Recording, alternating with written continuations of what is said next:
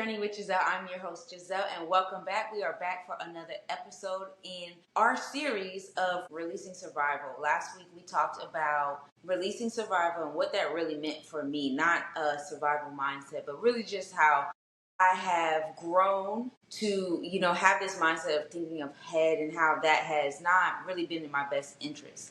And I am going to be talking about on this episode emotional regulations. We talked about last episode that I was going to be bringing back guests, and I do have my own brother here, someone that has really exemplified to me what it means to have emotional regulation. Not only just as a person, but as a man, as a father. I've seen as a brother, like growing up, seen it too. But for those that don't know, I do want to break down what emotional regulation is. And emotional regulation is when you are aware of your emotions, you're aware of your triggers, and you know how to not allow them to take over your day, get the best of you.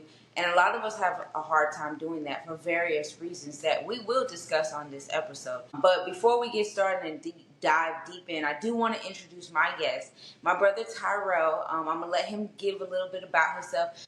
If you have not already checked out the episode, he's been here before.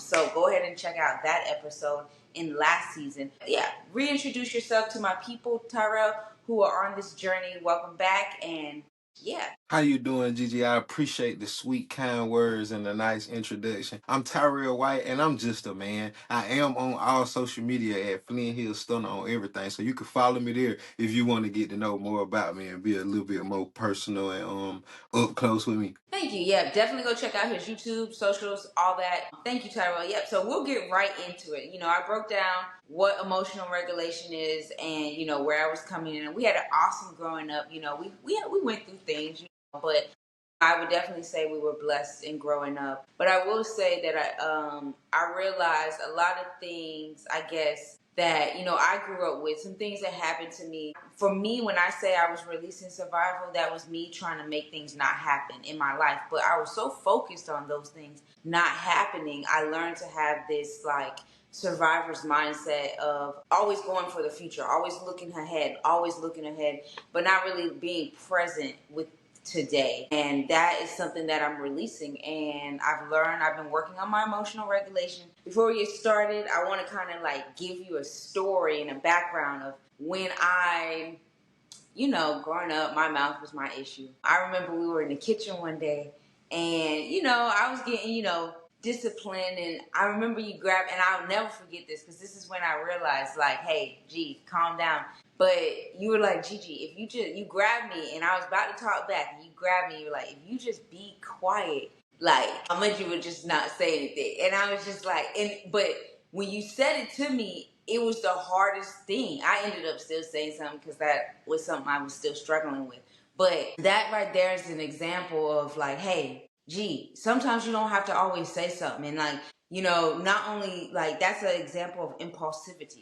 Our emotional regulation sometimes makes us be impulsive. And that is something that to this day, even though I've grown, I'm still working on. So I want to ask you, like, where are you right now? In like, if you were to describe how you regulate your emotions or your emotional intelligence, where would you say you are right now? When it comes to emotional intelligence, I'm probably at a 10, but when it comes to, because that's only awareness, but when it comes to executing it, it fluctuates because and I know I definitely believe in mental health.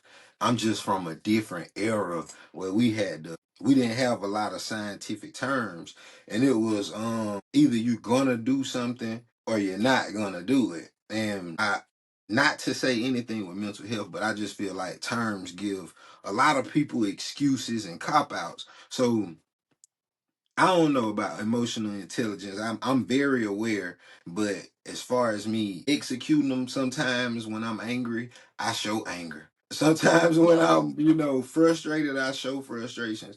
But I think is humanity. But I always have been like an emotionally aware person. I always show resilience. Like even the instance that you telling me, by the time that y'all came, I was already a teenager, so I had already went through, and it is called survival mode. Either you're living in survival mode or you're living in harmony, alignment, and that's just knowing for yourself. And survival mode comes just with upbringing, family, trauma, everything you go with. It ain't limited to a specific situation or a type of household. Some people could be raised in a household that other people think are perfect. But if their perception of what's going on is cloudy or distorted, they're going to perceive it as a chaotic or a traumatic experience. It all depends on the perceiver. Reality is shaped by how we see it. So I had already went through, and not to discredit no one else journey, but I had already went through probably some of the worst things people would ever see. I was at our grandmama's house and I was like 7 or 8, and I saw my next door neighbor stab my father in the neck. And he drove 10 miles in the house with blood shooting out his neck by himself, came to my grandma's house and walked in the door. So for me to see physical trauma and pain, when it came to my emotions, that was easy to me because I had been through things physically and saw things physically. So when it came to emotions, if all I had to do was be quiet, or all if I had to do was compartmentalize it myself, that was easy to me because I found power in my own mind. It didn't matter when I was around chaotic things, I use my mind to escape them anyways. When somebody's talking to me, when somebody's threatening me, when somebody's threatening me, when somebody's talking about me, when somebody's provoking me, to completely tune them out and pay them no attention is second nature, and it's very easy. I'm aware. I'm good at not letting anything affect me. But it is a part of that survival mode is a thing called pride and ego. And we get sometimes it's some things that we know better than doing or saying, and we still react. So sometimes I still Oh, react. yeah, perfect. Because I was just about to ask you about that because you know me. You know what I mean? We came when we were 9 years old, right? You've watched me. I'm about to be 32, probably by the time this episode is coming out. Um, Reacting. We talked about responding and reacting. You know for yourself the difference in Gabby and I. I struggle with reacting because just like the episode, I mean, just like the instance I just gave you, for me, learning not to react has been like when I say it's been the hardest journey that like I'm still dealing with today. Like it has, but I watched you and Gabby where like you said you compartmentalize things. You know, Gabby, all right, like she could tune things out too. But like I don't understand how people do that. So like I want to know from your point of view, like how has what do you see when people why do you think people react? Like you talked about trauma, you talked about knowing your triggers or like the necessarily like when you're threatened. So like giving advice to me, right? You know, big bro, big little sis, right? Like talking about reactions. Like Giselle, give me some advice about reacting. Because I'm 32 and I still react. And I know there's people that's probably watching this show that might be struggling with their emotional regulation as well. But how can you help somebody not be so reactive or some advice that they can maybe hear in their head when they want to respond to anything? I actually don't feel like anybody should advise anybody of anything unless they're in a position to help them and give them the resources that they need to carry themselves better. So I'm totally against advising anybody of anything only because I'm still working on me. But when it comes to what I notice in my life, anytime I used to react, and even today when things get me outside of my character and I choose to react because I'm very aware every time that I react. So once again, I come from a culture and I come from a era in life where we understood the same rules apply today. The same things are going on. It's just the mindsets of us, of people, have changed. We understood that no excuse was good enough. So that comes with accountability. So my generation didn't have the luxury to make excuses because the moment you make an excuse, you take your power away. Me personally, like I told you about my mind, I know exactly who I am. Nobody opinion can sway me or could make me think other than what I think about myself. I'm 100% confident and sure about where I want to go, my trajectory where I can go, and the work that I need to put in for me to get there. So just for me being around people, I feel like nobody wants to be embarrassed. And if you have felt pain or embarrassment, what we call trauma, if you felt any of that, self-preservation is a natural thing. And ego and pride kicks in and automatically, especially if it's a situation that happens and we don't rectify or address that situation at that time. When you hold on to things and you go home and think about them, you start to play in your own head. The situation is already over. Nobody else is thinking about it other than you. Sometimes we make things very, very, very, very important, and nobody in the world is thinking about stuff other than us. So, Right. if to me, I know I don't want to get spiritual, but I know a lot of people when they hear God and they hear devil, they believe in two people in the sky or either under the ground, waiting on you to pass away so they can either give you abundance or torture you. Me personally, I feel like both of those beings are inside of me. And if I choose a godly reaction, then I'll get a godly and a peaceful result. If I choose a rageful, hell-based reaction, I'm going to get a devil demonistic result. People literally tell you today, I'm on demon time. So when it comes to me, I understand that my words, my choice of words are a weapon. I understand that my actions are even a bigger weapon. So when it comes to reacting to people, it's kind of like, to me, a reaction is something that you can't control. So this would not Like lack of move. self-control.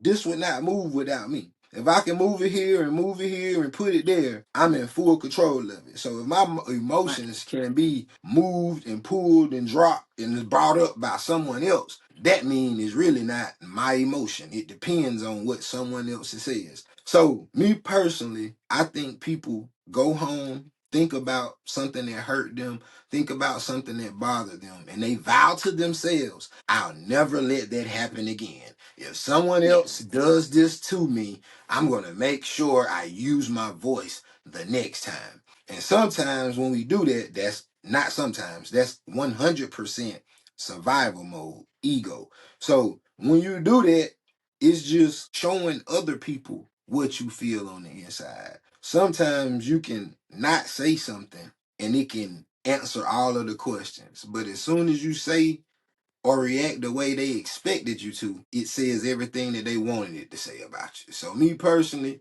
if it's not a threat to me, I have no reason to react because it means nothing to me.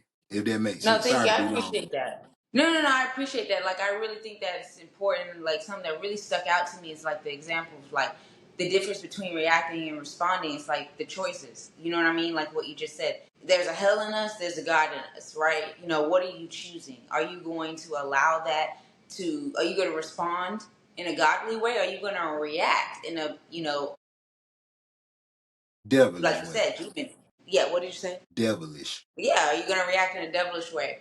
And so like that's something that, I think that, in myself and on my journey and as I'm going through this and whoever might be listening to that might struggle with emotional regulation or just managing, because I'm aware of my emotions, but my issue, Tyrell, is like I feel like everybody has to know about my issue. Like I'm aware of my emotions, but I want people to know how I'm feeling. So if I'm mad, like I want you to know like why I'm mad. I want to explain to you why you've made me mad.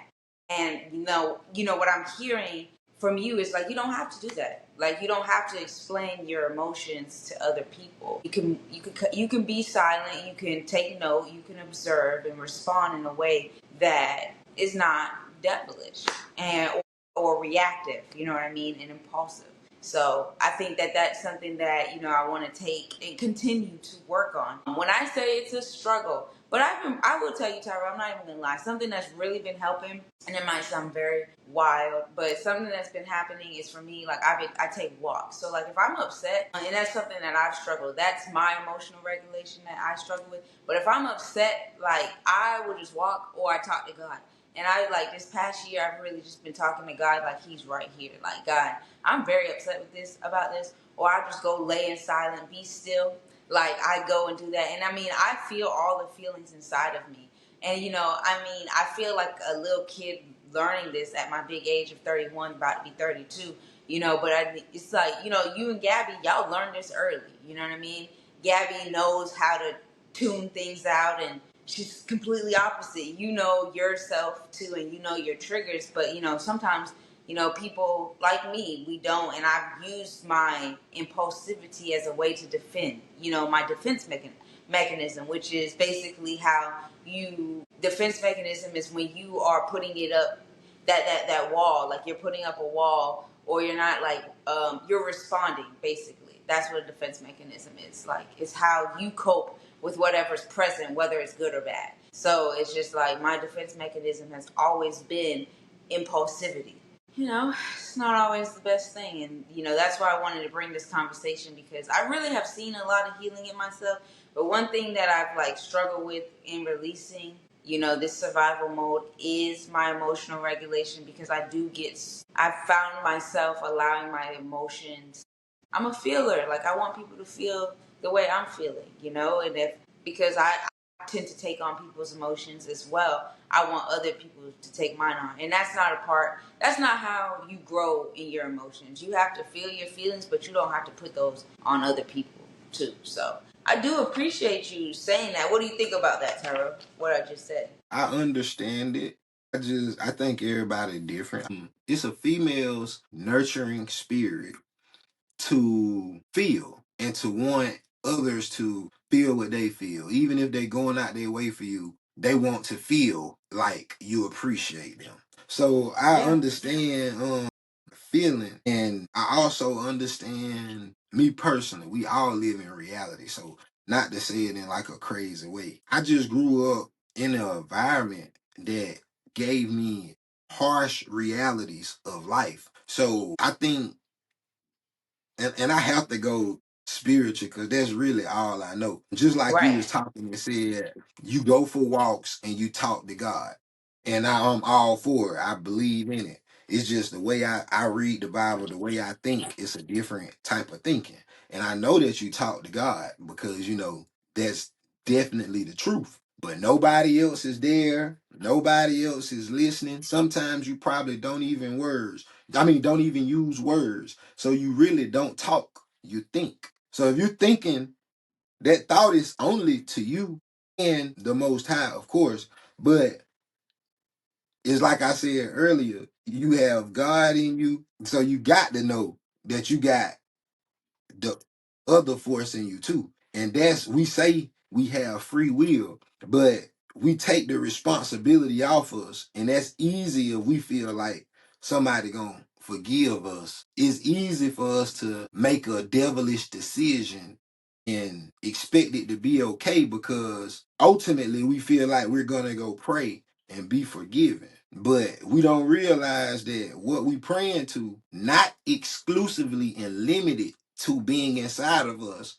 but it's inside of everything. So we don't understand it's okay to pray and think something is going to forgive you. But a lot of our pain, trauma, and bad decisions come with us not forgiving ourselves. So when we don't forgive ourselves, we don't really free ourselves. And if you can do something to you and you can do something back and you still go home and think about it, you haven't forgiven yourself. So if So someone how can do you do do that? something, How do you forgive yourself? Not to cut you I off, but like, forgive how do myself you forgive yourself?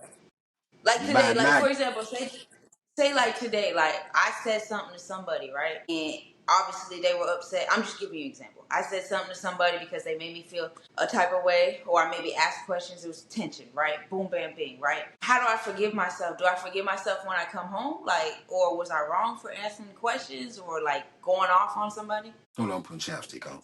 But Okay.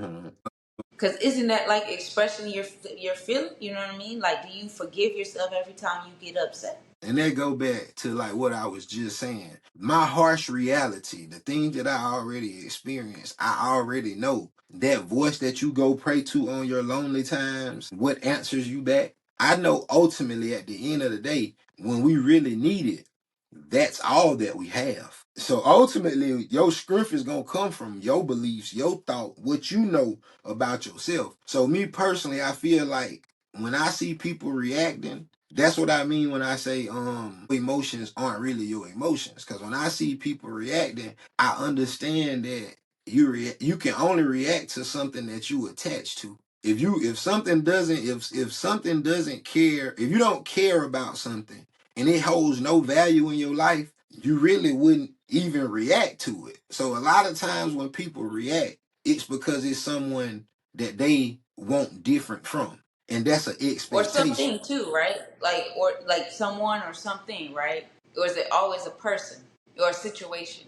I You don't could know. I'm react to just situations. thinking about reacting because I don't know what thing can make me react. You know what I'm saying? Like, what thing is am I gonna react to? If it's not a person, what Well, could it be? like for example, like some like you react because you go to the well. You're right. That's still a person. I was going to say like if you go to the store and like for example, I was in the post office and like I walked up and the lady had like a very rude attitude like to everybody and. That's more of the example I was speaking about. That situation right there is something I could react to, but it goes That back to you person at the saying post that office. right, it's a person. So Yeah. So yeah, it don't matter if you're going through a drive-through. You expect customer service. Like right, if you going, expectation. so wherever you go, you have an expectation for something. So you know what I'm saying. Right.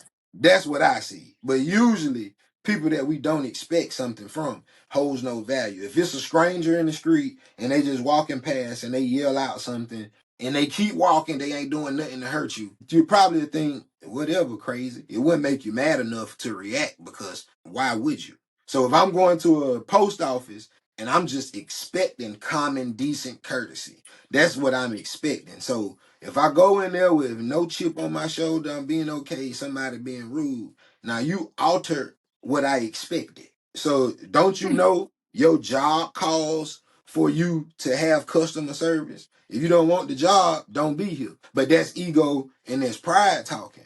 Because another person, just saying, anybody, usually me, I get upset. I get frustrated when people don't show customer service on their job. But my response is usually, man, you beautiful when you smile. It don't matter what you've been through. Nobody else don't know it until you start showing people how you feel. But I don't want to be mean. I ain't trying to start no argument. That's how I talk to people. And you can say, like, growing up, I always responded like that when it was my mom or my grandma. It'll be a joke. I would say something, but I would just kind of hold a mirror up to a person in a polite way. Like I don't want to argue with you because when I leave out the post office, that 30-second experience that I had with you, I got 24 hours left in the day. Literally within a 30-second or 10-minute experience, it's still 23 hours and 50 minutes left. So if I let that 10-minute encounter sit with me all day, that's hell to me because I'm in Okay. bondage. So why would I don't know, because I know preachers tell you one thing, the church tell you something else. But when I read the Bible for myself, I see, Yeshua, Jesus, say stuff like the kingdom of heaven is inside you. So Right. if everybody talk about heaven and everybody talk about hell, and the man that they tell me to follow tells me the heaven is inside of me, I got to know the opposite, the antagonist probably inside of me too. Right. So I ain't talking about what a preacher say or common belief. I'm talking about when I read the words and use my brain. He tell me where heaven at. I got to use my brain and say, well, if I'm fighting to be there, the opposite of that is hell. It got to be all inside of me too. So I just don't want to be a person that walk around with hell in me. So, small things can't really make me mad. A lot of people, go back to what I said about reading the book. A lot of us want to read about Jesus, and we talk about him, we study him, and we don't take into recognition that he says, "Let the dead bury the dead," and he dead too. So he tell you now you will be here longer than me, so you can do greater works than me. So I don't want to just keep reading about him and learning about him and not live like him. So when I feel like when everybody else or everything around me is chaotic and it's based off of hell, I want to do what Jesus would do and just give a little bit of love. So when I respond to things, I don't respond if it's not in love. Now, when I say what I say about the attachments, usually they tell you try to save the world, you lose your soul. We'll never touch the 7 billion people in the world, but you will touch your Yeah. family every day. So you trying to save them. You touch your friends and your loved ones every day. So you trying to make them understand, or you trying to make them feel what you feel. That's kind of losing you, because your real essence might be to give love. But if you got one person that's making you feel something and you want them to feel it, and the way that you want them to feel it cause you to get away from the love that you naturally share, then you might need to lose that person. You know what I'm saying? That's why with me, I don't care who it is. Most people don't have enough value in my life for me to act the crazy way. But if it is somebody that holds value to me, I just rather not talk than to respond crazy. We can just not talk. So And would you say silence is regulation? if it's healthy silence, some people don't talk to their family and they still mad. What good is it to go 3 years without talking if I think about you every day? That still ain't healthy. So you know what No, I'm I saying? want to ask that. I wanted to ask that because sometimes people say like, "Oh, I was reading Joyce Meyer's book, and she just said that like she was with her husband, and she had a fire mouth, and she would always be talking and stuff like that. So one day she just was like, since I'm such a problem, I'm just gonna stop talking. So she made up in her mind that I was just gonna stop talking. And meanwhile, he's over here a different type of person. He's living his life. He's like, okay, well, she's being quiet. And it's like she saw that silence was more painful for her, and she wasn't really like preventing problems, and she was creating more problems in herself. So that's why I'm glad that you said a healthy silence. So what does a healthy silence look like for somebody that doesn't know how to be silent? That is like the biggest thing, because most people use their voice. Like I said, something hurts us. And then we say, we vow to ourselves, like you just said, your defense mechanism is really Right. just self-preservation. It's just feeling something, going through something, and vowing that you're not going to go through it again. So now I'm defensive for that coming to me. I see something that looks like something that hurt me before, and I know how that made me feel. I don't want to feel like that again. That is survival. How do you release Survival that then? is like, to me, you release it because you realize it doesn't matter. Like, it's like that's, and I know it sounds crazy because it sounds like I don't have feelings, but I do.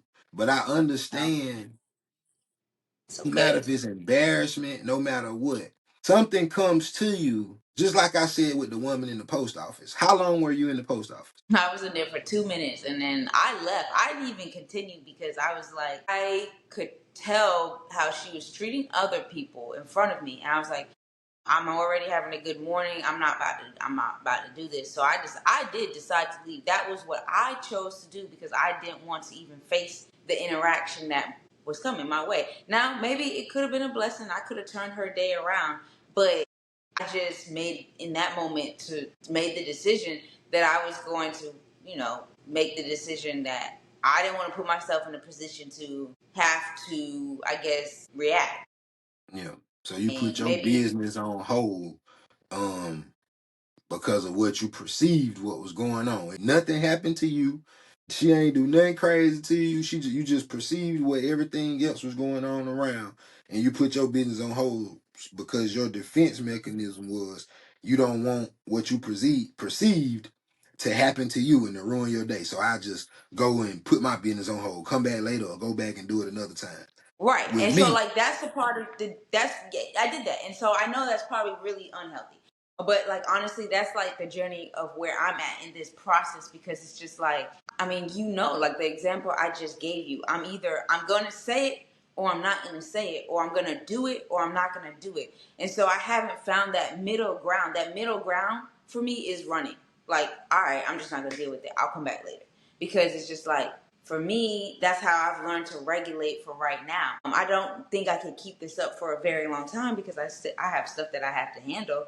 But like I'm at the point now, like I won't have conversations. I won't address things. I struggle with this at work heavy, but I won't address things. I won't say stuff because it's just like I get perceived as how I'm perceived is not positive at all. Like I've been called aggressive. I've been called aggressive. That's like one of the big things. I've been called a passive aggressive.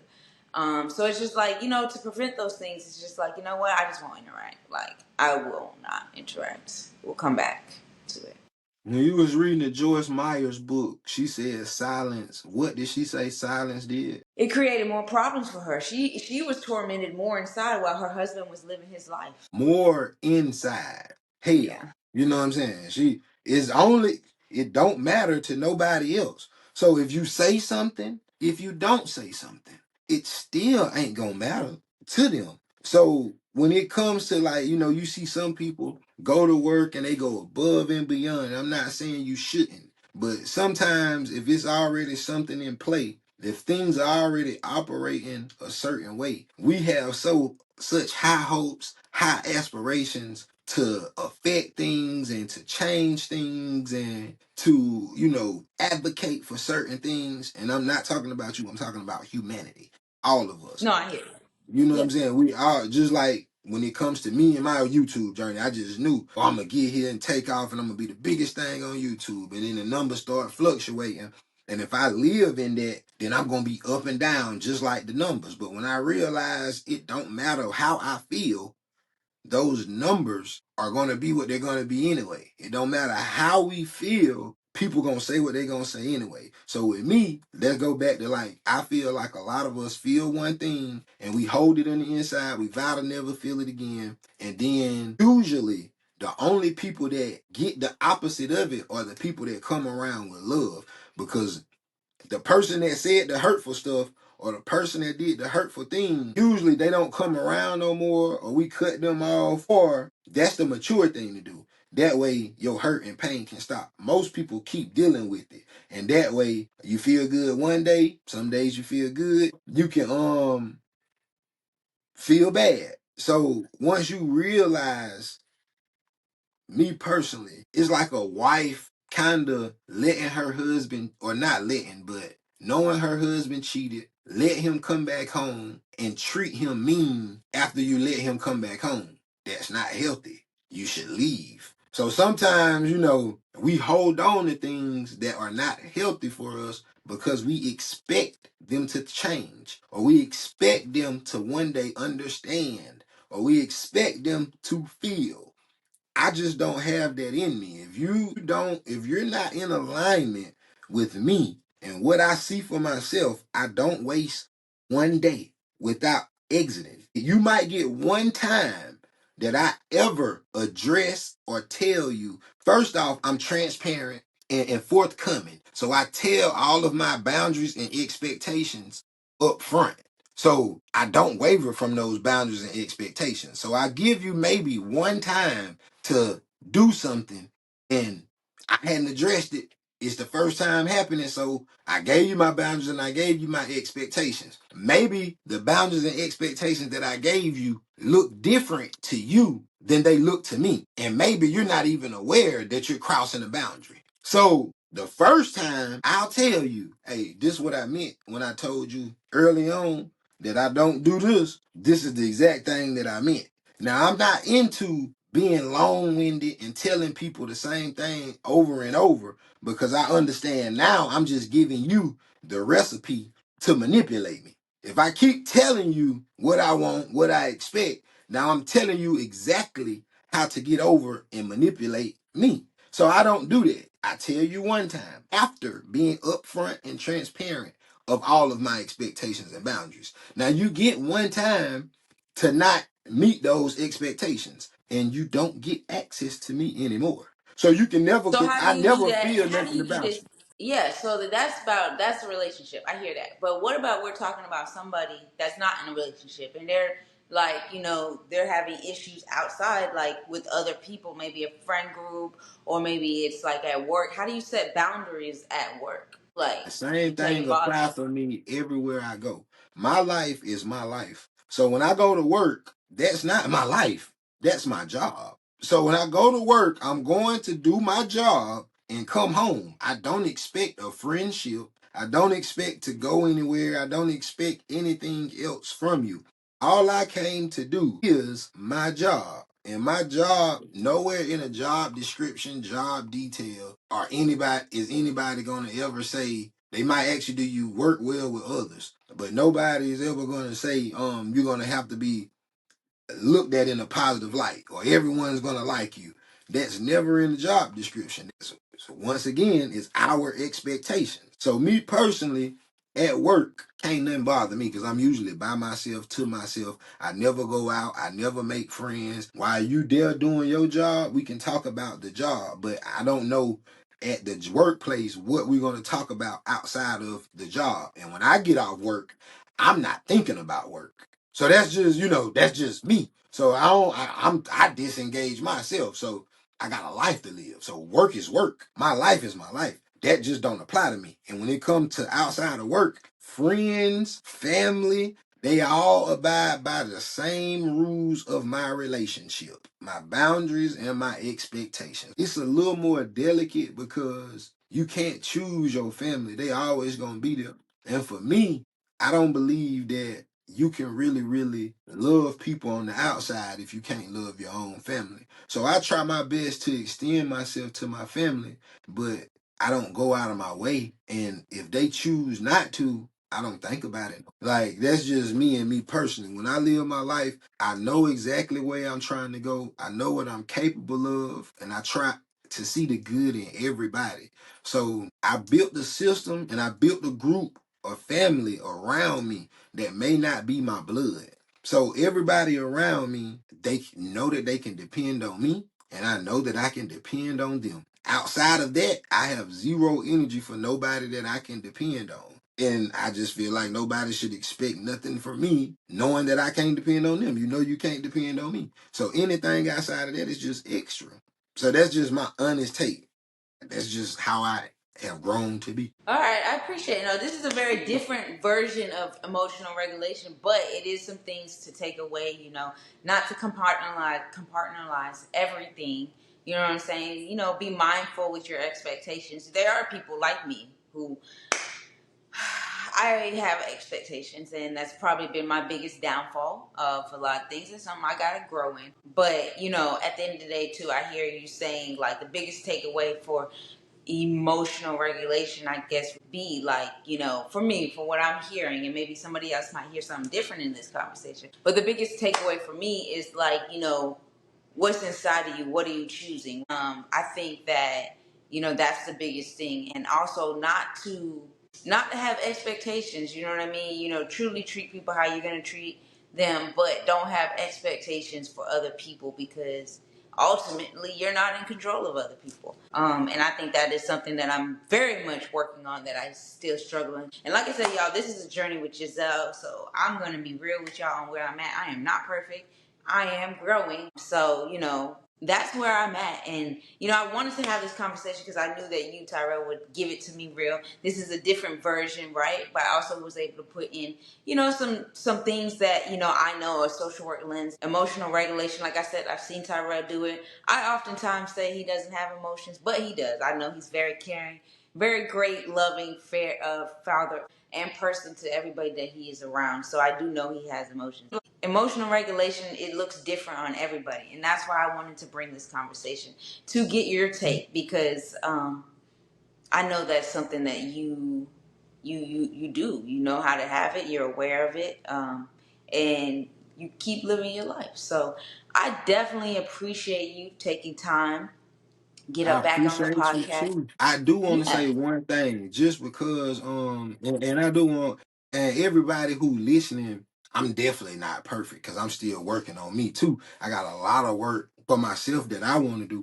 So if you are listening, I just want to tell you, I always go to the Bible because it's structure in there and it's instructions for you and for me and for us. So it's emotional regulation inside the Bible. It's emotional regulation inside the Bible. So that's my actual regulation.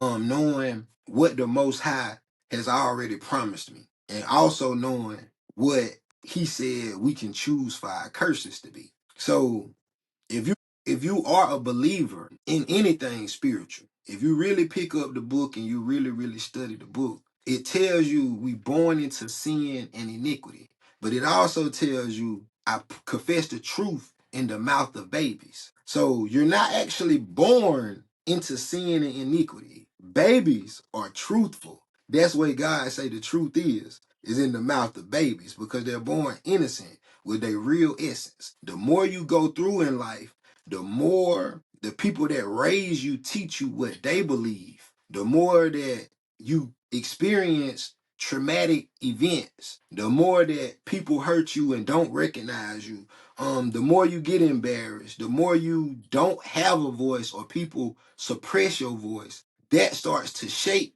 that perfect baby. And those things starts to determine the sin and the iniquity in that baby. And I just want us to realize that society, especially the English language, give us a lot of words that have negative connotation to them, like selfish. But if you Google healthy selfishness, it'll tell you about how to choose you.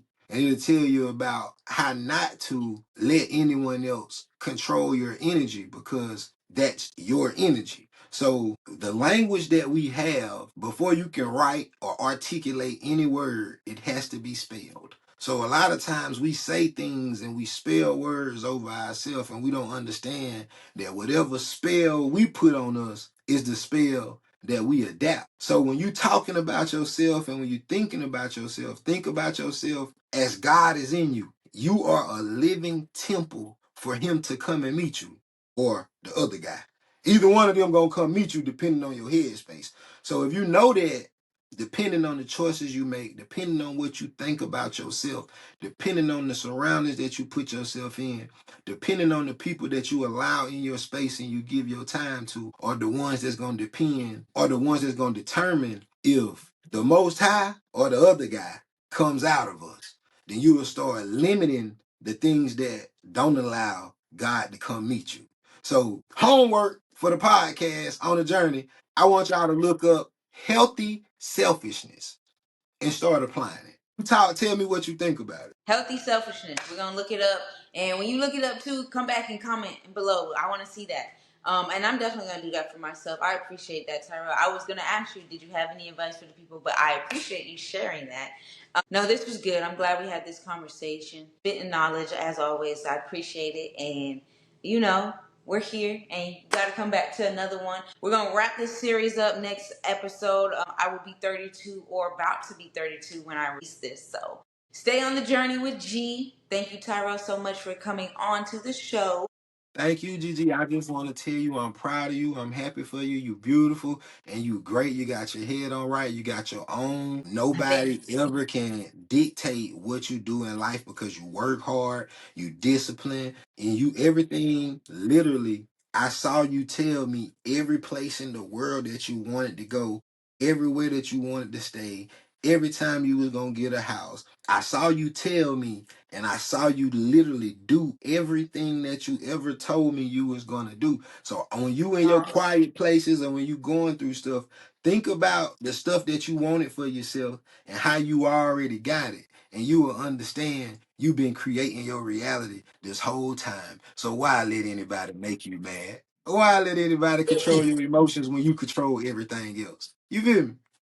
That's it. Yeah, no, I feel you, and I appreciate it. I was in the house too. I already told the people this. This is a little segue, but I already told the people this too last week. They know my house flooded, and I'm back in my house, and I was like, Lord, thank you, like thank you so much for just letting me get back in here, because it's just like at the end of the day, I'm really glad to get out of my bed. You know what I mean? I'm really glad to walk on this floor. You know what I mean?